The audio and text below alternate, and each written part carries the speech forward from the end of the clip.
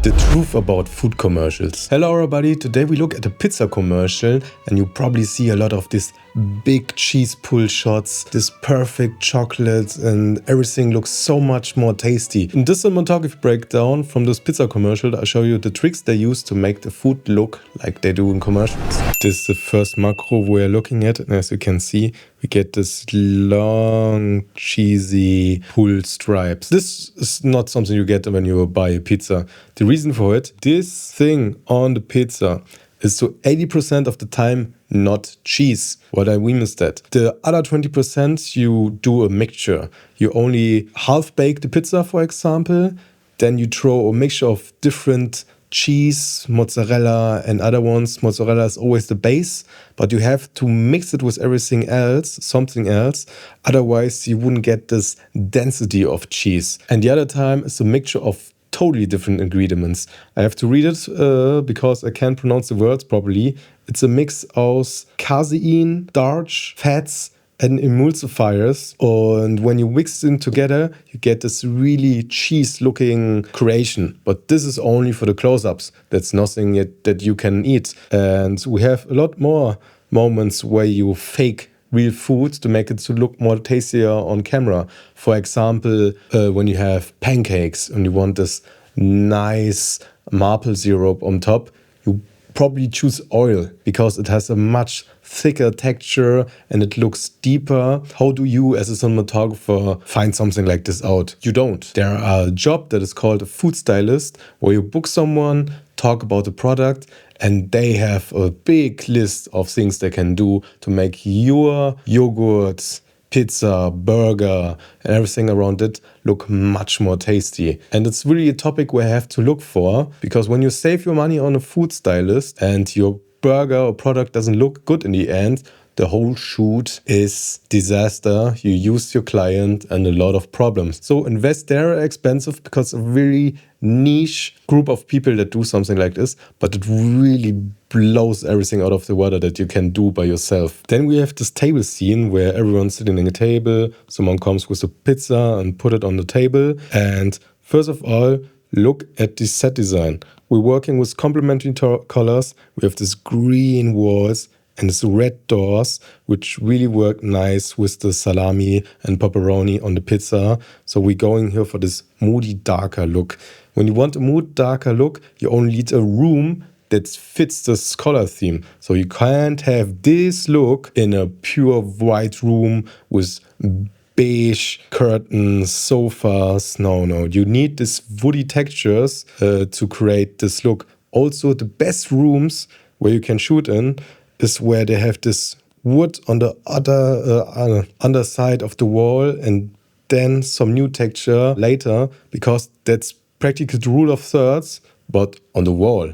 So the wall does already have a nice look without adding any lights or something else. So how do we light a scene like this? A table scene is pretty easy to do. When you don't have a lot of money, you choose a light stand with a mini boom and put your 300x, 400x with a magic lantern, who remembers magic lantern, with an aperture lantern. Put a little bit of flag around it so that it don't spill the light across the walls. And now we have one light source on a warmer color temperature that gives everyone on the table a nice key light. And did you ever done something more simple than this? One light that lights a lot of people and you still have a three-dimensional and not flat look. The other concepts are the more complicated one, where you buy something like a butterfly frame.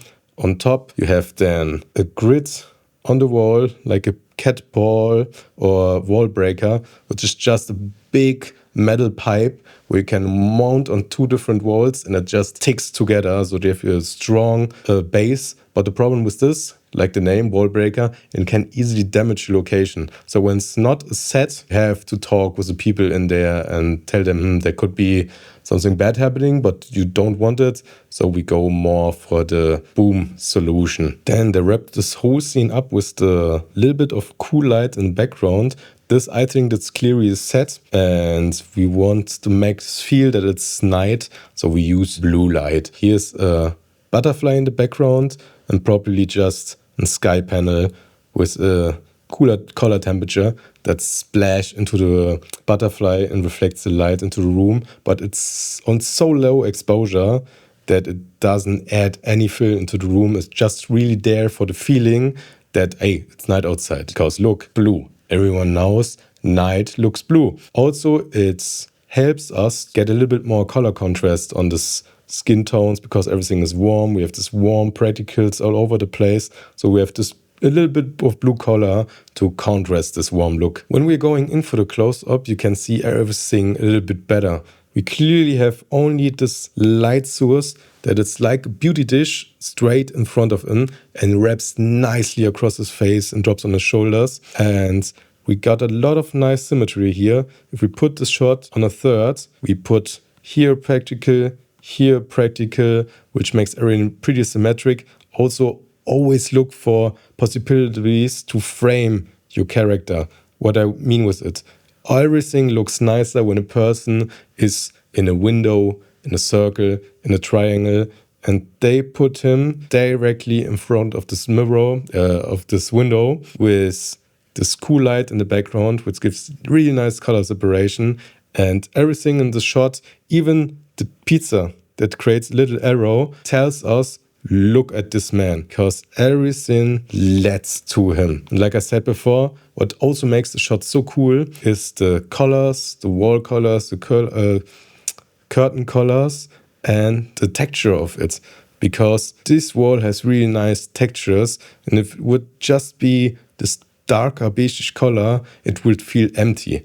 So if you have to choose, always try to make the wall have a little bit of texture. It will improve your shots dramatically. This is the other person in the room. As you can see, they didn't actually change the position of the light. Normally, you always want your light on the other side of the camera because this creates more depth. But in a scenery like this, where they want to keep everything the same, they just let the lantern in the middle, move the camera, and done. So this really is lighting setup where you can move really fast without to have to change a lot of lights and lenses and everything else on the set, because the whole location just works. Every wall looks good. Every angle has the practical to make the shot a little bit more alive. Just great planning, which improves a lot on your working experience. So if you enjoyed this video, I really would appreciate subscription from you. My name is Marco Bagnoli and I'll see you next time.